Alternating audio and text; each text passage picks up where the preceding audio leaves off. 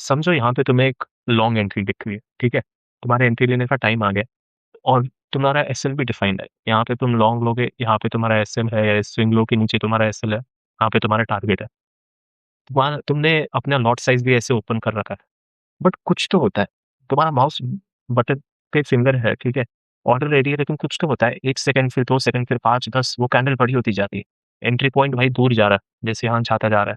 तुम एंटर नहीं करते, ट्रेड चला जाता है, फिर फ्रस्ट्रेशन होता है, फिर से यही हुआ, फिर तुम यहाँ पे जब मार्केट पे आता है तुम घटिया सा ट्रेड ले लेते हो, ठीक है?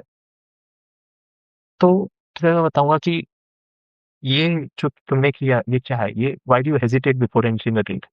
And it's not necessary that your hesitation is always a bad thing. Yes, it's not necessary that why you're hesitating is necessarily because of a bad reason. क्योंकि कभी वो हेजिटेशन सिग्नल होता है और कभी वो नॉइज होता है। तो आज दोनों के बीच का फर्क सीखेंगे। तो सबसे पहले सारे हेजिटेशन एक जैसे नहीं होते, ठीक है? फर्स्ट फर्स्ट टाइप का एक रहता है जो कि अच्छा होता है तुम्हारे लिए, ठीक है? Signal hesitation. इसमें क्या होता है, तुम्हारा सबकॉन्शियस कुछ जेन्युइनली रॉन्ग फील करता है सर के बारे में, जो तुम्हारा कॉन्शियस कॉन्शियस चेकलिस्ट मिस कर जाता है। ये तुम्हारी गट फीलिंग है, बट ये एक्चुअली पता है क्या होता है? ये हिस्ट्री से एक्सपीरियंस पैटर्न रिकग्निशन होता है। तुमने इतने चार्ट्स देख लिए, 1, 2, 3, 4 साल से चार्ट देख रहे, तुम्हें पता है फॉर सम रीजन ना, अगर मैं यहाँ पे लॉन्ग लूंगा तो ये गट फीलिंग आ रही है कि चलेगी नहीं। और ये एक्चुअली गट फीलिंग नहीं आता, ये एक पैटर्न रिकग्निशन सिस्टम होता है, ठीक है? और ये बहुत वैल्यूबल है। This kind of hesitation is very valuable and you should listen to it, because these it will protect you more than it will cause you harm.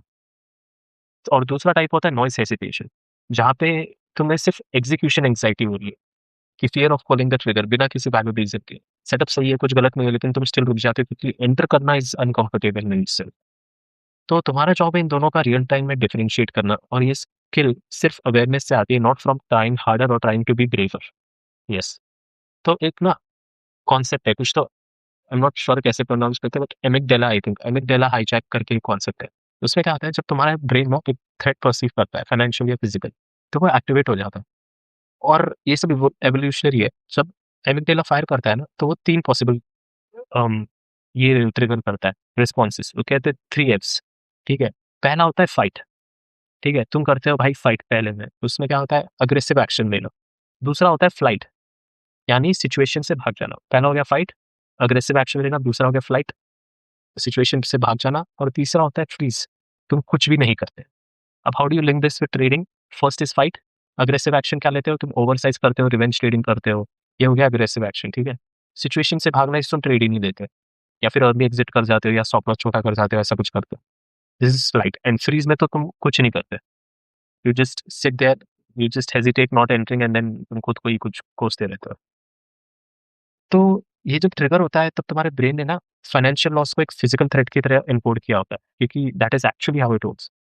Past losses, इस past losses जो तुमने किए होते हैं, specially the painful once, एक encoding create create करते हैं तुम्हारे ब्रेन में। इसलिए ट्रेडर को जो बड़ा लॉस फेस कर चुका है, या जो ज्यादा लॉस फेस कर चुका है, वो ज्यादा हेजिटेट करता है फ्यूचर में, वो ज्यादा नर्वस होता है, वो ज्यादा ट्रेन है correct direction. So hesitation is not a weakness, it is a learn protective response, ठीक है? वो अब दिमाग अपना काम कर रहा है, वो तुमको एक थ्रेट से प्रोटेक्ट करने की कोशिश कर रहा है। बस प्रॉब्लम ये है कि वो डिस्टिंग्विश नहीं कर सकता between a setup that's genuinely dangerous और the one that is uncomfortable. तो ये कहाँ से आता है? This is it is not just one कि तुम में बिग लॉस होता है इसलिए तुम ये करते हो, ठीक है? एक रिसेंसी बायस भी होता है कि जब कल तुम्हें लॉस हुआ था, तो इसकी वजह से तुम ट्रेड नहीं ले रहे हो, समझो।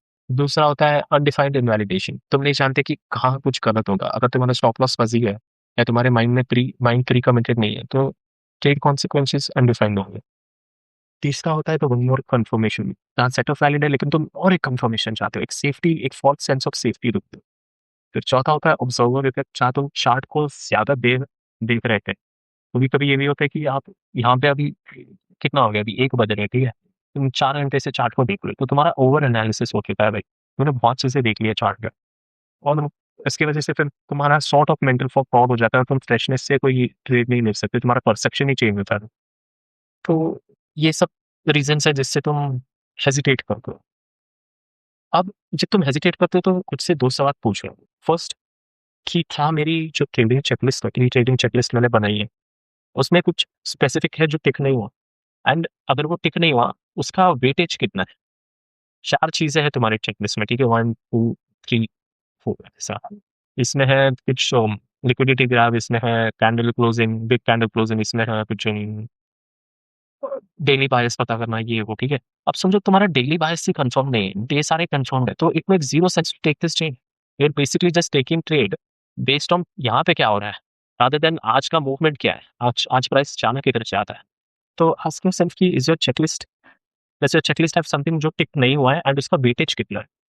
और दूसरा, तो क्या मैं अनकंफर्टेबल हूँ एग्जीक्यूट करने से, या कुछ जेन्युइनली रॉन्ग है। अगर वो बस एक्सप्लेन नहीं हो सकता लॉजिकली, तो वो नॉइस हेजिटेशन है। अगर यहाँ पे कोई मेंटल लेना चाहते हो, तो मैं एक्सप्लेन नहीं कर पा रहे हो कि क्यों नहीं कर पा रहे हो, it's most probably noise hesitation. And noise hesitation के जिससे फेक रिस्पॉन्स करता है दिस एग्जीक्यूट। और तुमने वो रील्स वगैरह में देखा होगा कि when you fear, that's exactly when you jump in, because otherwise you stay in the same place as you were। तो ओवर थिंकिंग का एंटीटोड भाई एक्शन ही है, उससे इससे ऊपर मैं तुम्हें कुछ बता नहीं सकता। Will power is not the solution. Will power से कुछ नहीं होगा, तुम्हें प्रोसेस क्रिएट करना पड़ेगा। प्रोसेस जैसे, पहले तो प्री ट्रेडिंग चेकलिस्ट बनाओ। तुम बिना प्री ट्रेड चेकलिस्ट के ट्रेड कर रहे हो तो ट्रेड ही मत करो भाई, छोड़ दो, ठीक है। इसमें तुम्हारा स्टॉप लॉस डिफाइंड होना चाहिए, तुम्हारा टारगेट डिफाइंड होना चाहिए। जब ये यहाँ पे समझो एंट्री का, तुम्हें कभी क्या होता है ना, जब कैंडल बन रहा होता है तो तुमको पता होता है कि यहाँ पे क्लोज करेगा तो यहाँ पे एंटर लूंगा मैं। तो स्टॉप लॉस भी वैसे डिफाइन करो कि यहाँ पे एंटर लूंगा, बट यहाँ तक आएगा तो फिर शायद नहीं लूंगा, क्योंकि स्टॉप लॉस बड़ा हो जाएगा या वो ट्रेड इनवैलिड हो जाएगा। ये चीज रखो, ठीक है। तीसरा रखो एंट्री अलर्ट्स। ये सब पे काम नहीं करेगा, किसी किसी का सेटअप ऐसा रहता है कि कॉन्स्टेंट देखना पड़ता है, बट अगर तुमको लग रहा है यहाँ से अगर नीचे आए तो मैं शॉर्ट लूंगा, तो यहाँ पे एंट्री अलर्ट भी रख दो और लिमिट ऑर्डर भी रख दो। तो तुम्हें एग्जीक्यूशन का टेंशन ही नहीं होगा, वो अपने आप होगा, तुम्हें हेजिटेशन ही नहीं होगी। और सबसे मेन चीज, as much as a pre trade checklist is important, उतना ही इंपॉर्टेंट है तुम्हारा जर्नल, ठीक है। ये बहुत इंपॉर्टेंट है। जब भी हेजिटेट करते हो, लिखो, लिखो भाई, दिमाग में मत रखो, लिखो कि क्यों हेजिटेट किया। सिग्नल था या नॉइस की, कौन सा स्पेसिफिक रीजन था, was it my subconscious saving me from a pattern. And इस हिसाब से मत लिखो कि यहाँ पे तुमने ट्रेड किया और फिर लॉस हो गया तो सही था। वो तो फिर तो कोई भी बोल देगा हाइंडसाइट में। जब ले रहे हो तभी लिखो कि क्यों नहीं ले पा रहा भाई, हेजिटेशन क्यों हो रही है। एंड इस hesitation is a symptom, causes जो मैंने तुम्हें बताया वो कॉजेस डिजीज है, तो treat the disease not the system. And that's it for this video. Thank you and I will see you in the next one.